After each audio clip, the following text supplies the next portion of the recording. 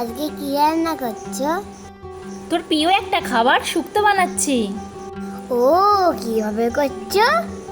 আমি বানাচ্ছি, তুই দেখ। প্রথমে সমস্ত সবজি ভেজে নিয়েছি আর এখানে একটা মশলা করে নিচ্ছি।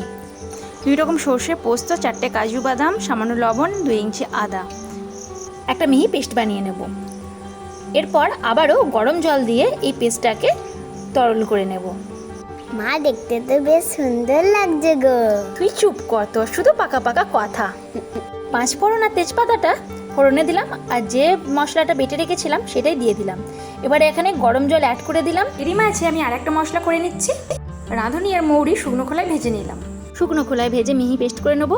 সেদ্ধ হলেই ঘি, সামান্য চিনি, সামান্য দুধ, ভাজা মশলা আর করলাটা দিয়েই একটু ফুটিয়ে নেব, তাহলেই হয়ে গেল শুক্তো। নে, ভাতটা বেড়ে দিই, এবার খেয়ে বল তো কেমন হয়েছে।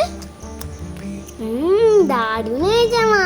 আপনাদের কেমন লাগলো অবশ্যই কমেন্টে জানান।